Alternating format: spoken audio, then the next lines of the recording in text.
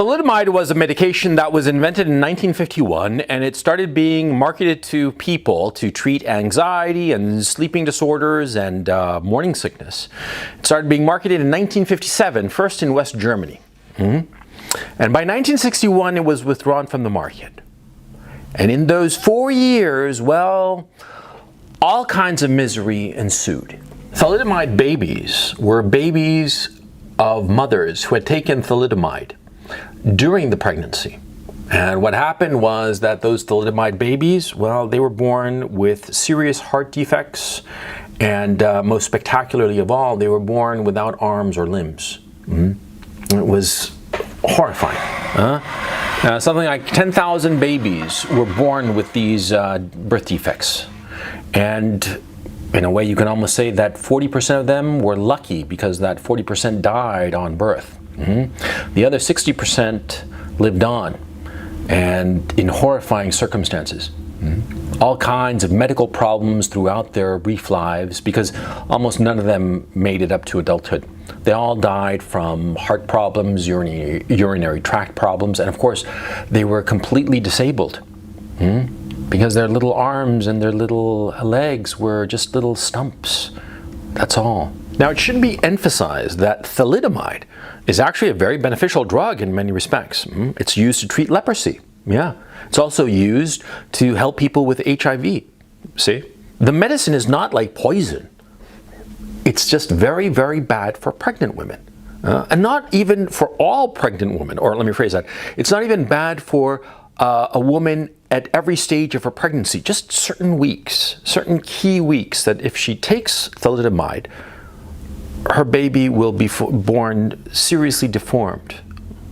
And I have to emphasize this. You see, a medicine can be very beneficial to some people and very detrimental to other people. And what you have to do is you have to test it. And you have to test it and you have to watch it, not for a month or two or maybe a year. No. For years, for decades, to ensure that it's not a poison. Now, you see, new medicines have helped us. Medicines are fantastic. I'm all in favor of like vaccines for polio and rubella and the mumps and whatnot. That, I think, is just, all those vaccines are fantastic. For smallpox, for instance, smallpox destroyed the Native American population in the North, Central, and South American continents. Destroyed it. I mean, eviscerated something like 90% of the Native American population. Nobody's really sure, but it just burned through the whole population, the indigenous population in the Americas. That's why the European settlers arrived to a fundamentally empty continent. You know, the early Europeans had brought smallpox and some other diseases that the native populations had no immunity against. And it just decimated them. And it wasn't the fault of the Europeans. They didn't know this. In the 16th century, in the 15th century, they had no fucking clue about how smallpox was transmitted. I mean, if they'd known how it was transmitted, they would have tried to cure themselves, because smallpox, of course, was a serious disease in Europe and in Asia, right? In the Americas, they'd never seen it before. It wiped out the whole population. The smallpox vaccine saved millions, one could argue billions of people's lives. The smallpox vaccine is a good thing. Medicine, Western medicine, scientifically developed medicine, is a good thing, so long as it's tested. Suppose you have a headache, and I just put out my hand with a pill in it, and I say, take this pill, you'll feel better. Would you do it? I mean, I could be giving you an aspirin, and sure, you take the aspirin, you'll feel better. But I could be giving you, I don't know, cocaine or heroin or just some poison, cyanide. Could you tell the difference between cyanide and an aspirin? I certainly wouldn't. You know, they say that cyanide comes in a little black capsule, but I actually don't know. I mean, I'm assuming this is a little white powder, right? And a little compressed tablet of white powder. It could be cyanide, it could be aspirin, it could be whatever the fuck, and I would know, right? And neither would you, neither would anybody. We need to know what we're taking. We need to know the effects of what we're taking. I mean, like in my case, if I had a headache and you offered me an aspirin, I'd say, no, thank you. Do you know why? Because I'm allergic to aspirin. Yeah, I break out in splotches and shit. And sometimes I feel like my throat constricts a little bit as if I can't breathe. Yeah, I take one fucking aspirin, and those are the effects I get. Didn't happen when I was younger. It developed as I grew older. That's neither here nor there, but the point is that, see, different medicines are good for different people. And for some people, some medicine is great, and for other people, it's a disaster. You have to test it. You have to try it out. It's a process that takes a lot of time. I don't know about you, but I think it's kind of insane that we are taking willy-nilly some experimental medication that we have no idea what the long-term effects of it are going to be. I mean, we really don't. I mean, this stuff, this novel technology that is being used, well, this novel technology, it's, like I said, novel. It's never been used before. It's not like a traditional vaccine. It's just some, a lot of people basically explain it as being similar to gene therapy. It's ultimately changing the very nature of who you are. And nobody really knows the effects of it. Not even the creator of this shit knows its long-term effect. This could be exceptionally dangerous. And I'm not saying that the people who manufacture this have nefarious objectives or some shit like that. No. I mean, like the people who invented thalidomide, for instance, I'm sure that they had the purest of intentions. I mean, they wanted to make some drug that would help people and make some money on the side. Sure, I mean, everybody wants to make some money off of their work. That's not the problem. The problem is, of course, that this medicine was made with the best of intentions by all the people involved, and yet it had horrifying consequences. And these horrifying consequences came to light almost immediately. Or, let me rephrase it, they came to light by the time the first few women started bearing these children, these seriously deformed children, these fatally deformed children in many respects. I mean, there's nothing more horrifying than to watch a newborn child die, which is what happened with thalidomide babies. And the people who made thalidomide, the people who prescribed thalidomide, they didn't even dream of such a thing happening.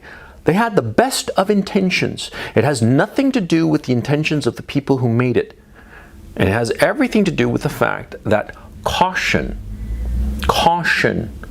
care, being conservative about what you're doing, what medicines you're taking, that was not applied. Caution was thrown to the wind. I never take any medicine that has not been thoroughly tested.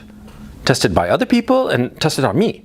Because like I explained, on the aspirin front, my body changed. When I was a boy, I could take aspirin no problem. As I got into my late teenage years, early 20s, all of a sudden, I found I had this intolerance to aspirin. So I don't take aspirin anymore, right? Because I know what's going to happen to me. But I know it doesn't happen to other people. And yet there are other medicines that I know are very dangerous for me because they're not for me. They're for other people with other maladies. And there are some medicines that are simply, for all intents and purposes, poison. Like, for instance, chemotherapy. Chemotherapy is essentially poison that people are putting into their bodies in order to kill off the cancer. I'm a perfectly healthy man. Would I take a chemotherapy? No, that'd be fucking crazy, I mean, you have to know what you're doing. You have to see the cost-benefit of what you're taking. You have to look at the odds of dying from a malady. If I catch some malady, well, whatsoever the malady might be, what are the odds that I'm going to die of it? I mean, the odds, the statistical odds, that number, it can be expressed as a percentage. Say, for instance, of the people who catch this disease, say 1% die of it. Let's just, for the sake of argument. 1% of those people who catch it die. Those who are 53 years old, like you, CRP, 1% of them are going to die. But if you take this medicine to prevent against dying from this disease, well, there's actually a 3% that you'll die. Because the cure is so dangerous that it might kill you. There's a 3% chance that if you take the disease, it'll kill you, but only a 1% chance that if you catch the disease will kill you. So what would be my choice?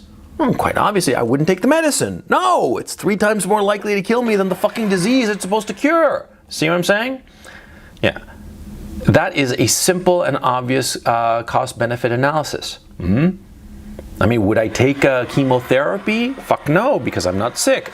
if I did have cancer, some sort of terminal cancer, would I take chemotherapy? Fuck yeah, I might survive. You see, you have to make these estimations, these calculations. This is the logical thing to do. But it just seems crazy to me that nowadays, that kind of rational, empiric thinking, that kind of basic statistical analysis of a situation is being considered to be some sort of like a conspiracy theory. It's like a moral evil to ask whether something is reasonable to take or not. I think about thalidomide babies often.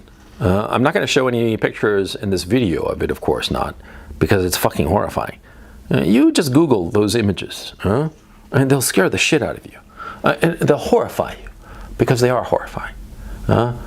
These little babies, you know, they look fine except for their arms, or their legs, or their scrotums. Horrifyingly deformed in a way that it's just burned into your mind, into your memory forever. I've seen some of those pictures. And everybody had the best of intentions, but it took them 4 fucking years to pull that medication off the shelves. 4 years. And this wasn't like something that everybody took, just a few people here and there. I mean, relative to the total population. It had horrifying consequences. Because people weren't cautious. People weren't careful. People didn't ask some simple, commonsensical questions. Is this safe?